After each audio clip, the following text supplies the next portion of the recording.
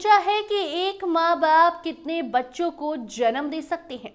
1, 2, 3, 4, 5, ज्यादा से ज्यादा 6। और अगर ये संख्या और भी ज्यादा बढ़ जाए तो हो सकता है 10 तक भी पहुंच जाए।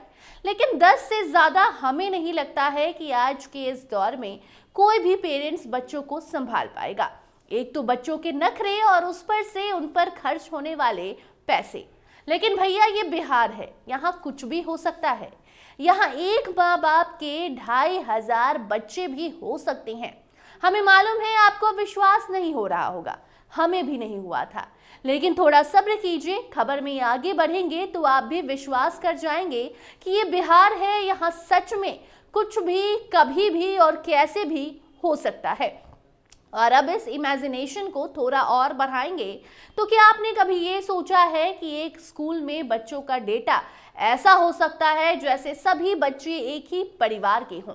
अगर नहीं तो मान लीजिए बिहार के सरकारी स्कूलों में हाल ही में कुछ ऐसा ही मामला सामने आया। और सच बताऊं तो ये सुनकर आपको हैरानी तो होगी, साथ साथ बिहार के सरकारी स्कूल पर तरस भी आएगा। जी हाँ, दरअसल बिहार के सरकारी स्कूलों में 10 लाख से ज्यादा बच्चों का डेटा ई शिक्षा कोष पोर्टल पर दर्ज किया जाता है।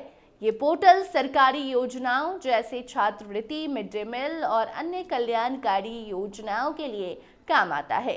तो अब सरकार ने इस पोर्टल पर दर्ज बच्चों के डेटा की जांच की, तो जो सामने आया वो किसी थ्रिलर फिल्म से कम नहीं था। जी हाँ, आपको यकीन नहीं होगा, लेकिन 10,29,000 बच्चों के डेटा में भारी गड़बड़ी पाई गई है। जन्म तिथि से लेकर माता पिता के नाम और बैंक खाते तक हर जगह गलती ही गलती नजर आई।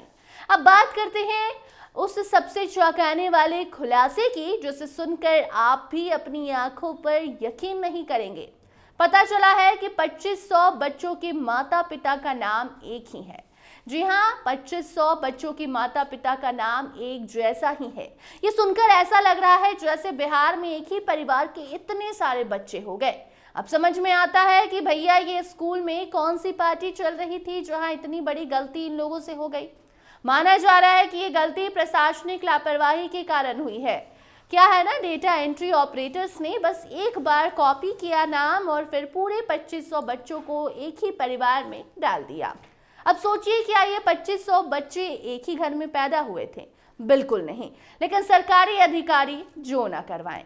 बात यही नहीं थमी, बल्कि डेटा में और भी गड़बड़ियां पाई गई हैं। जैसे कि करीब 5.26 लाख बच्चों की जन्म तिथि उनके कक्षा के हिसाब से मेल ही नहीं खा रही है। मतलब या तो बच्चों को गलत उम्र में स्कूल में दाखिला दे दिया गया था, या फिर डेटा अपडेट करते समय भारी गलती हो गई।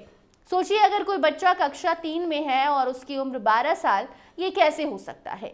लेकिन बिहार में हुआ है। इसके अलावा 4.5 लाख बच्चों के बैंक खातों के साथ एक से अधिक नाम जुड़े हुए पाए गए हैं। अब ये कोई साधारण बात नहीं है, क्योंकि इसका मतलब है कि कहीं ना कहीं सरकारी योजनाओं में फर्जीवाड़ा हो सकता है। ऐसे में सवाल उठता है कि ये गड़बड़ी क्यों और कैसे हो गई। अब जैसा कि आप सोच रहे होंगे, इस मामले में प्रशासन की लापरवाही के बाद बिहार शिक्षा विभाग ने तुरंत कार्रवाई करने का निर्णय लिया है। सभी जिलों के डीईओ को पत्र भेजकर इन गलतियों को सुधारने के लिए निर्देश दिए गए हैं। और क्या आपको पता है, इन गलतियों को ठीक करने के लिए सिर्फ और सिर्फ 3 दिन का ही वक्त दिया गया है। जी हाँ, सिर्फ 3 दिन। अगर इस 3 दिन में डेटा ठीक नहीं किया गया तो संबंधित अधिकारियों के खिलाफ अब कड़ी कार्रवाई की जाएगी। अब ये देखना होगा कि 3 दिन में ये गड़बड़ी ठीक हो पाती है या फिर नहीं। और अब बिहार के बच्चों का डेटा तो हाईलाइट बन गया है, लेकिन ये गड़बड़ी सचमुच प्रशासनिक लापरवाही का एक बड़ा उदाहरण बन गई है। शिक्षा विभाग की तरफ से जारी आदेशों को देखकर लगता है कि अब इस मामले को गंभीरता से लिया जा रहा है, लेकिन इस डेटा की गलती से बच्चों को मिलने वाली योजनाओं पर असर पड़ने का भी खतरा बना हुआ है, और इस गलती का हल निकालने में थोड़ी और मेहनत लगेगी। इस पूरे मामले को सुनकर अब आपको ये तो समझ में आ गया होगा कि एक छोटी सी लापरवाही कितनी बड़ी समस्या पैदा कर सकती है। उम्मीद है कि इस मामले में जल्दी सुधार होगा और बिहार के बच्चों को जो भी सरकारी योजनाएं मिलनी चाहिए वो सही तरीके से सही समय पर मिल जाए।